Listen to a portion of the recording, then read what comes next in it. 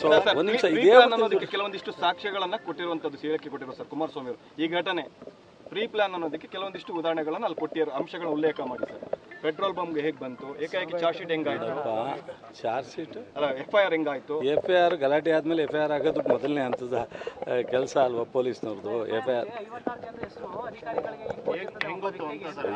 ನೋಡಪ್ಪ, police ಡಿಪಾರ್ಟ್ಮೆಂಟ್ನವ್ರಿಗೆ so ಯಾವುದೇ ಕ್ಷೇತ್ರದಲ್ಲಿ ಇಂಥ ಇನ್ಸಿಡೆಂಟ್ ನಡೆದಾಗ ಹಿನ್ನಡೆ ಏನಿತ್ತು, ಯಾರಿದ್ರು, ಎಲ್ಲಿ ಬಂದರು ಅನ್ನೋದು ಇದ್ದೇ ಇರುತ್ತೆ, ಮಾಡ್ತಾರೆ. ಬಟ್ ನಾವು ಇನ್ಸಿಡೆಂಟ್ ಒಳಗಡೆ ಇದ್ದ ತಕ್ಷಣಕ್ಕೆ ಅಲ್ಲಿ CCTV ಇದ್ದ ತಕ್ಷಣವೇ ಅರೆಸ್ಟ್ ಮಾಡಬೇಕು ಅಂತಿಲ್ಲ. ಯಾಕೆಂದರೆ CCTVನಲ್ಲಿ ಅಲ್ಲಿ ಓಡಾಡ್ತಿದ್ದವರು ಇರುತ್ತೆ, ಬಿಡ್ಸಕ್ಕೆ ಹೋದವ್ರದ್ದು ಇರುತ್ತೆ, ಸಾಮಾನ್ಯವಾಗಿ ಅವ್ರ ಹಿನ್ನೆಲೆನೂ ಇರುತ್ತೆ. ಅವ್ರ ಹಿನ್ನೆಲೆ ಗಲಾಟೆ ಮಾಡೋರ ಅಥವಾ ಯಾರು ಏನು ಅಂತ ಅದನ್ನೆಲ್ಲ ನೋಡಿ ಮಾಡ್ತಾರೆ. ಫಸ್ಟ್ ಏಡ್ ಮಾಡಿದ್ದಾರೆ. ಆಮೇಲೆ FIR ಅಂತಿಮ ಅಲ್ಲ, ಎನ್ಕ್ವೈರಿ ಅಂತಿಮ, ಚಾರ್ಜ್ ಶೀಟ್ ಅಂತಿಮ. ಹೌದು, ಖಂಡಿತ ನಾನು ಅದನ್ನು ಒಪ್ತೀನಿ, ಇಲ್ಲ ಅಂತಲ್ಲ. ಫಸ್ಟ್ ಏಡ್ ಮಾಡೋನಾಗ ಈ ಥರದ್ದೆಲ್ಲ ಆಗುತ್ತೆ. ಚಾರ್ಜ್ ಶೀಟ್ ಹಾಕೋ ಟೈಮ್ನಲ್ಲಿ ಯಾರು ಅಮಾಯಕರಿದ್ದಾರೆ ಅಷ್ಟು ಜನನ ಬಿಟ್ಟು ಚಾರ್ಜ್ ಶೀಟ್ ಫೈಲ್. ನೀವು ಇಷ್ಟು ಹೇಳ್ತೀರಾ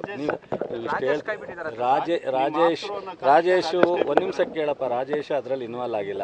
ರಾಜೇಶು ಅಲ್ಲಿ ಇದಕ್ಕೆ ಹೋಗಿದ್ದಾನೆ, ಸ್ಪಾಟ್ಗೆ, ಪೊಲೀಸ್ ಸ್ಟೇಷನ್ಗೆ ಗಣಪತಿ ಹೋದಾಗ. ಸೊ ಆ ಗಣಪತಿ ವಿಸರ್ಜನೆ ಮಾಡಿಸ್ಲಿಕ್ಕೆ ಹೋಗಿದ್ದಾನೆ. ನನಗೆ ಪೊಲೀಸ್ನವ್ರು ಫೋನ್ ಮಾಡಿದ್ರು, ಈ ಗಣಪತಿ ಸ್ಟೇಷನ್ಗೆ ಬಂದಿದೆ ಅಂತ. ನಾನೇ ಫೋನ್ ಮಾಡಿ ಬೈದು ಮೊದಲು ಗಣಪತಿನ ತೊಗೊಂಡೋಗಿ ವಿಸರ್ಜನೆ ಮಾಡಿಸಿ ಈ ಥರ ಎಲ್ಲ ಮಾಡಬಾರ್ದಂತ. ಅವನ ಮಗ ಆ ಗಣಪತಿ ಟೀಮ್ ಒಳಗಿದ್ದ, ಅವನ್ನ ಅರೆಸ್ಟ್ ಮಾಡಿದ್ದಾರೆ. ಅವನ ಮಗ ಅಂತೇನು ಬಿಟ್ಟಿಲ್ಲ ರಾಜೇಶ. ಸೊ ಅದನ್ನು ಸ್ಟೇಷನ್ ಹತ್ರ ಹೋಗಿದ್ದಾನೆ ವಿನ ಈ ಗಲಾಟೆಗೆ ಇನ್ವಾಲ್ವ್ಮೆಂಟ್ ಅಂತಲ್ಲ. ಆ ಥರ ನೀವು CCTVಲಿರೋರು ಅರೆಸ್ಟ್ ಮಾಡಿದ್ರೆ 500 ಜನ ಅರೆಸ್ಟ್ ಮಾಡಬೇಕಾಗುತ್ತೆ. ಸೊ ನಾನು ಈಗಲೂ ಹೇಳ್ತಾ ಇರೋದು ಪೊಲೀಸ್ನವ್ರಿಗೆ, ಅವ್ರು ಪ್ರಥಮ ಹಂತದಲ್ಲಿ ಮಾಡಬೇಕಾದನ್ನ ಮಾಡಿದ್ದಾರೆ. ಕೆಲವೊಮ್ಮೆ ಅಮಾಯಕರು ಸಹ ಅದ್ರ ಮಧ್ಯದಲ್ಲಿ ಸಿಕ್ಕಿರ್ತಾರೆ, ಅವರೂ ಸಹ ಕೈ ಬಿಡಬೇಕಾಗತ್ತೆ. ಅದು ಯಾವುದೇ ಗುಂಪಲ್ಲಿ ಕೈ ಬಿಡಬೇಕಾಗುತ್ತೆ. ಆಮೇಲೆ ಇನ್ನೂ ಒಂದು ನಿಮಿಷ ಹೇಳ್ತೀನಿ, ಇನ್ನೂ ಇದಕ್ಕೆ ಈ ಕೃತ್ಯಕ್ಕೆ ಕಾರಣಕರ್ತರಾದಂಥ ಯಾರಿದ್ರು ಅವರನ್ನು ಪರ್ಟಿಕ್ಯುಲರಾಗಿ ಕಾರಣಕರ್ತರಾದವ್ರು ಮಾತ್ರ ಅರೆಸ್ಟ್ ಮಾಡ್ತಾರೆ, ಜನರಲ್ಲಾಗಿ ಅರೆಸ್ಟ್ ಮಾಡೋದು ಬೇಡ. ಸೊ ನೀವು ಹೇಳ್ದಂಗೆ ಅಮಾಯಕರನ್ನ ಅರೆಸ್ಟ್ ಮಾಡೋದು ಬೇಡ. ಏನಾಗುತ್ತೆ ಚಾರ್ಜ್ ಶೀಟ್ ಹಾಕಿ ಸೊ ಆಯಿತು ಗುರು, ಶಾಂತಿ ಬಂದುಬಿಟ್ರೆ ಕೋರ್ಟು ಸಹ ಬೇಗ ಬೇಲ್ ಕೊಡುತ್ತೆ. ಸೊ ಒಂದು ಸ್ವಲ್ಪ ಶಾಂತಿ ಇಲ್ಲಿ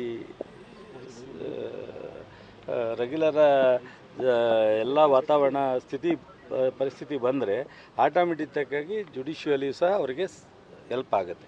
ಅದರಿಂದ ಎಲ್ಲ ಆಗುತ್ತೆ. ನಾನು ಎಲ್ಲಕ್ಕಿಂತ ಹೆಚ್ಚಾಗಿ ಇಲ್ಲಿಗಂಟ ಎಲ್ಲನೂ ಹೇಳಿದ್ನಲ್ಲ.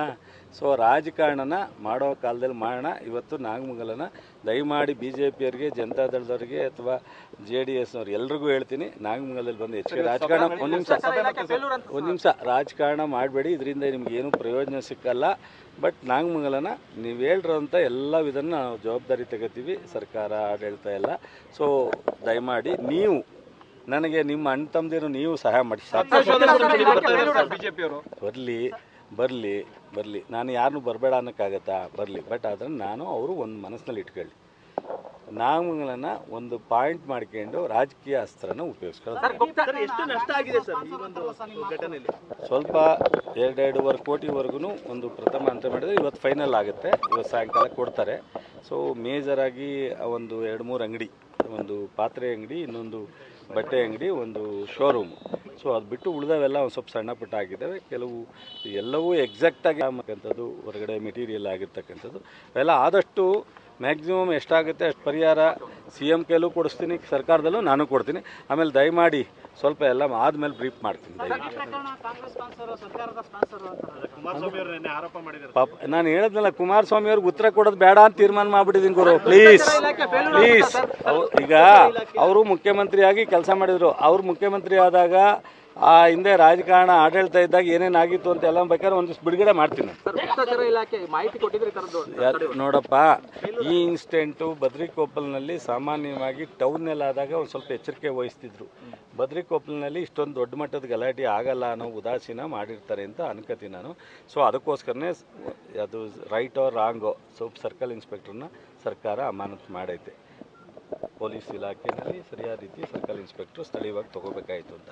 ಅದರಿಂದ ಅವ್ರದ್ದು ಉದಾಸೀನ ಇದೆಯೋ ಇಲ್ವೋ ಕ್ರಮ ಆಗಿದೆ. ಸರ್ ಇಂಟೆಲಿಜೆನ್ಸಿ ಇಂಟೆಲಿಜೆನ್ಸಿಯರು ಏನು ಕೊಡಬೇಕು ಅದು ಕೊಟ್ಟಿದ್ದಾರೆ. ಇಂಟೆಲಿಜೆನ್ಸಿ ಕೊಟ್ಟಿದ್ದೆಲ್ಲ ನಾನು ಇಲ್ಲಿ ಇದೆಲ್ಲ ಕೊಟ್ಟಿದ್ರ ಸರ್? ಹೇಳ್ಬಾರ್ದು ಇದೆಲ್ಲ ಕೊಟ್ಟಿದ್ರ ಸರ್? ಹೇಳ್ಬಾರ್ದು. ಅಲ್ಲ ಸರ್ ಇದೆಲ್ಲ ಕೊಟ್ಟಿದ್ರ ಸರ್? ಯಾವ್ದಾ ಯಾಕಂದ್ರೆ ಈ ತರ ಘಟನೆ ಆಗುತ್ತೆ ಅನ್ನೋ ಕೊಟ್ಟಿದ್ರ ಸರ್? ಘಟನೆ ಆಗುತ್ತೆ ಅಂತ ನಾನು ಅಲ್ಲ ಮತ್ತೆ ಅಲ್ಲ ಸರ್ ಈಗ ಯಾರು ಪ್ಲಾನ್ ಆಗಿ ಮಾಡಿದ್ದರು ಅಂತ ಹೇಳಿದ್ದು? ಪೆಟ್ರೋಲ್ ಬಂಬ್ಗಳು ಎಲ್ಲ ಕೂಡ ವ್ಯವಸ್ಥೆ ಯಾರು ಪೆಟ್ರೋಲ್ ಬಂಕ್ ಎಲ್ಲಿ ಸುರಿಸಿರೋದು ನನಗೆ ಸರ್ ಅದೊಂದು ಕ್ಲಾರಿಫಿಕೇಶನ್ ಮಾಡಿ ಸರ್. ಈಗ ತಾವು ಇಂಟನ್ನ ಸಮರ್ಥನೆ ಮಾಡ್ಕೊಂತಿದ್ದೀರಾ? ಇಂಟನ್ನ ಪೊಲೀಸ್ ಇಲಾಖೆನ ಎಲ್ಲರನ್ನೂ ಸಮರ್ಥನೆ ಮಾಡ್ಕೊಳ್ಳಲ್ಲ, ಗಲಾಟೆ ಮಾಡೋರ್ನ. ಸೊ ಎಲ್ಲವನ್ನು ಮಾಹಿತಿ ಕೊಟ್ಟಿದ್ರು ಅಂದ್ರೆ ಏನ್ ಕೊಟ್ಟಿದ್ರು ಅನ್ನೋದು ಸರ್? ನೋಡಿ, ಈ ಇನ್ಸಿಡೆಂಟಲ್ಲಿ ಇಲ್ಲಿ ಗಲಾಟೆ ಆಗುತ್ತೆ ಅಂತ ಯಾರೂ ಅನ್ಕೊಂಡಿರಲಿಲ್ಲ. ಇಂಟೆಲಿಜೆನ್ಸಿಯರು ಏನು ಮಾಹಿತಿಯನ್ನು ಸರ್ಕಾರ ಕೊಟ್ಟಿದ್ರು ಅವ್ರ ಇಲಾಖೆ ಗೊತ್ತಿರುತ್ತೆ. ನಾನು ಅದನ್ನು ಇಂಟೆಲಿಜೆನ್ಸಿಯನ್ನ ಒಂದು ನಿಮಿಷ ಕೇಳಪ್ಪ, ಇಂಟೆಲಿಜೆನ್ಸಿನ ರಿವ್ಯೂ ಮಾಡ್ಲಿಕ್ಕೆ ನಾನು ಹೋಮ್ ಮಿನಿಸ್ಟರ್ ಅಲ್ಲ, ನಾನು ಒಬ್ಬ ಕೃಷಿ ಸಚಿವ. ಇಂಟೆಲಿಜೆನ್ಸಿಯರು ಮುಖ್ಯಮಂತ್ರಿ ಕೊಡ್ತಾರೆ, ಗೃಹ ಸಚಿವರು ಕೊಡ್ತಾರೆ, ನನಗೆಲ್ಲ ಕೊಡೋದು.